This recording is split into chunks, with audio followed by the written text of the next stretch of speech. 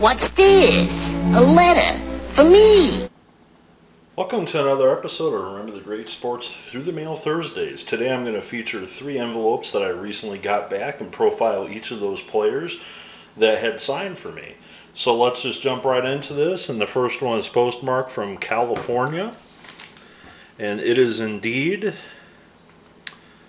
one of my Baltimore Oriole returns. And that is from former Baltimore Oriole infielder Kiko Garcia on 1. One of my all-time Orioles cards, 2, 3, and a 4th on a 78 Topps. So Kiko Garcia, a California native, was just 17 years old when he was drafted by the Orioles in the 3rd round out of his high school in California. Garcia played infield. He played shortstop, second base, and third base throughout his career in the majors. And at 17, in 1971, found himself in the rookie ball affiliate Bluefield for the Baltimore Orioles. From 1971 all the way through 1975, Garcia would work his way up the ladder of the minor leagues, making it to AAA for the Orioles. In 1976, he would spend the majority of that season appearing in 130 games in their AAA affiliate. However, he would get a call-up, appearing in 11 games for the Orioles in the 76 season. He would be used in 1977 and 78 primarily as a backup utility infielder. However, in 1979, due to some injuries with Doug DeCinces, Garcia would be an important part of the Orioles' run in the 79 World Series. However, as many know, the We Are Family Pirates would win the World Series that year in 7 games. And after the 79 season, he would spend 1980 with the Orioles as well, appearing in 111 games.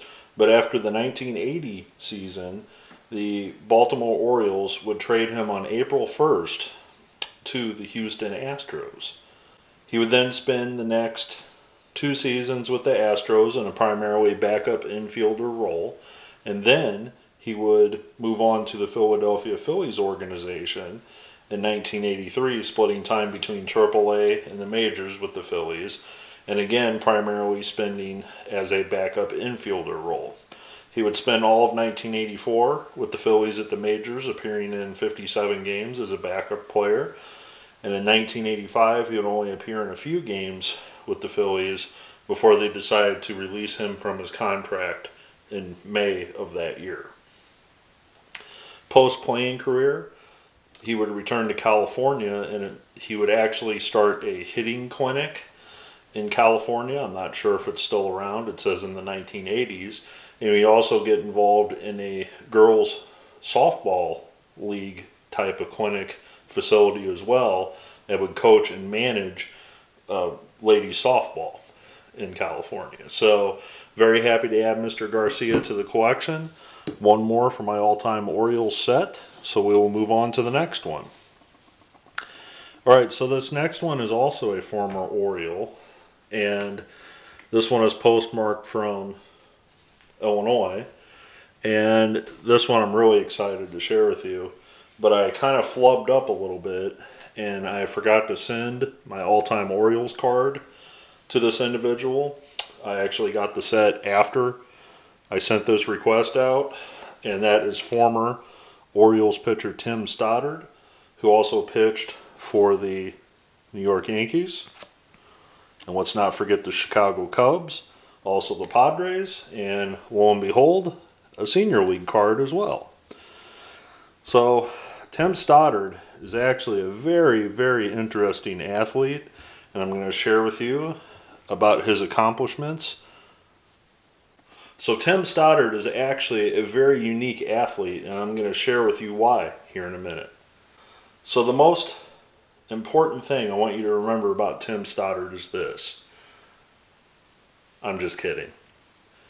Tim Stoddard, if you remember the movie Rookie of the Year with Henry Rowengartner of the Chicago Cubs, he is the pitcher on the Los Angeles Dodgers that when Henry gets on base, how do I say this? He teases him with the line, pitcher has a big butt.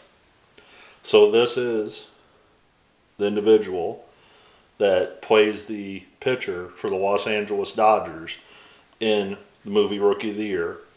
That pitcher has a big butt.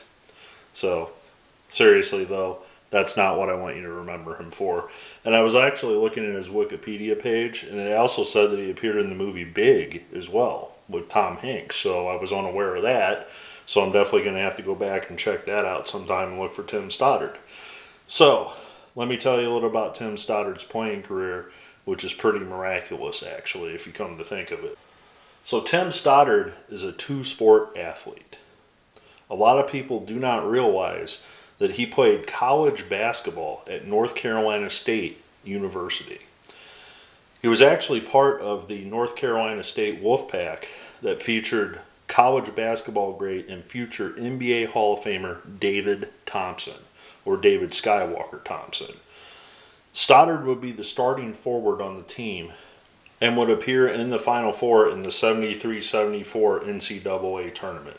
After having a successful career in baseball and basketball at North Carolina State, in January 1975, Stoddard was drafted by the Chicago White Sox in the second round of the MLB January draft. In 1975, he made his professional debut for the Class AA Knoxville Sox, where he went 3-4 with a 4.23 ERA and 7 saves. Stoddard never was really considered a starting pitcher. He stood at 6'7" on the mound, so he was a rather imposing figure on the mound. Remember, a college basketball player. So he never was really somebody that they viewed as a starting pitcher. So he did not find success with the White Sox despite being drafted by them, and he was released by the White Sox, and he signed with the Baltimore Orioles and was assigned to their AA affiliate in 1977. There he would find some pretty good success, going 10-7 with 3.2 ERA. In 1978, he was promoted to AAA with the Orioles organization, where he had a sparkling 7-3 record with 2.61 ERA and 7 saves. He made a brief call-up to the majors in 1978 because of his success at AAA, but he made the roster in 1979 with the Orioles. That year, he would pitch in 29 games, winning 3 and saving 3, with a 1.71 ERA and 58 innings pitched out of the Orioles bullpen. Strangely enough, he would appear in the 1979 World Series along with Kiko Garcia, and uniquely, he would become the first pitcher to drive in a run with a single in his very first at-bat in the World Series. In 1980, Stoddard became the closer, and he appeared in a career-high 64 games, finishing 4th in the AL with 26 saves, which would stand as a single-season record until Don Ossie broke it with 34 in 1986. Over the next few years, he would share the closing duties with Tippy Martinez. He would be part of the Orioles championship team in 1983. After the 83 season, he won a World Series. He was traded to the Oakland A's for third baseman Wayne Gross. In spring training, though, he was again traded to the Chicago Cubs for 2 minor league players. During the 84 season, he pitched in 58 games for the Cubs and posted a 10-6 record, helping the Cubs win the National League East title, their first appearance since the 45 World Series at that point. After the season, he was let go by the Cubs and he signed with the San Diego Padres as a free agent. This is kind of a unique situation. Because of Stoddard signing with the Padres, the Cubs received a compensation pick, and they later used that pick to draft Rafael Palmeiro, who would have a successful career in the major leagues for many years. While pitching for the Padres, Stoddard spent 1985 and 1986 pitching for the Padres, and then he would go to the New York Yankees, where he would spend 1986 through 88 with the team. After his time with the Yankees, it was not a very successful time with the Yankees. He would then spend 1 year with the Cleveland Indians in 1989. After his playing career, he would return to the Chicago area, and he would be a pitching coach for Northwestern University, And as of 2016, he was actually working for a small community college outside of the Chicago area. Not sure if he's still doing that or not. So some of the honors about Stoddard is he is inducted into the Chicagoland Sports Hall of Fame. He's elected to the Indiana Baseball Hall of Fame, and he's also elected to the Indiana Basketball Hall of Fame, where he played his high school basketball and baseball. So there's one more thing I do want to mention about Stoddard that might come up in a future trivia question on this channel. Wink, wink. Stoddard is only one of two people in the history of baseball and NCAA men's Division I basketball to appear in a World Series and an NCAA Final Four. The other person to do that is former Cleveland Indian great, among other teams great, Kenny Lofton, who played his college basketball as well. So Stoddard and Kenny Lofton are the only two people in the history of baseball and men's college basketball to appear in a World Series and a Final Four. So I'm very happy to get these. Unfortunately, I didn't see my all-time Orioles card. I actually picked up a additional all-time set, which I haven't shared on my channel yet, that Stoddard is also in. So I actually have two cards that I need Stoddard to sign. But I am happy to get him on another Senior League card. So another Senior League card to my collection. And we'll move on to the next one. Thank you very much, Mr. Stoddard. All right, so this final one is postmarked from Florida. And this one is a sentimental one to me, and it is an all-time Oriole as well. And that is former Seattle Mariner great Phil Bradley on 1, 2, 3, and 4. And as you can see, he signed all four in ballpoint pen. But the all-time Orioles card doesn't look all that bad because it's a black and white photo. It's a little harder to see the autographs on the cards with the blue jerseys. That's just the way it is. Well, I sent these cards out.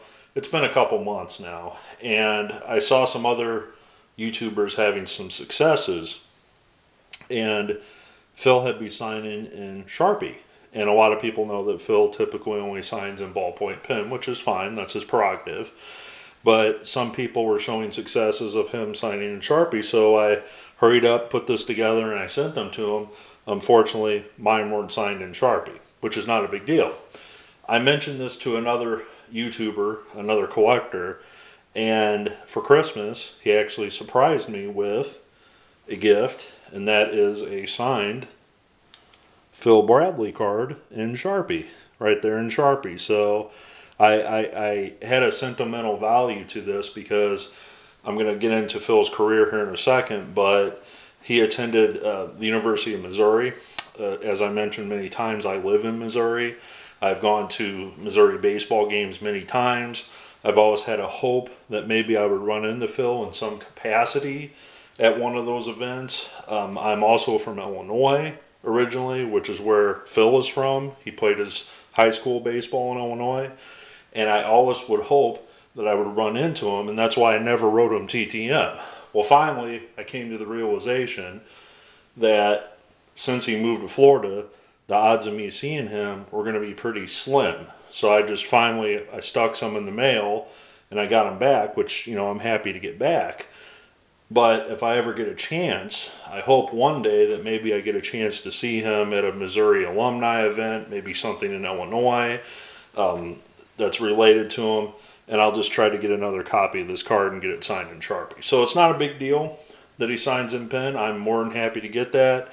After I got these back, I did realize that some people have given him a donation, and sometimes he signs those in Sharpie, so maybe that's the key to success. You give him a few bucks and maybe he'll sign that way.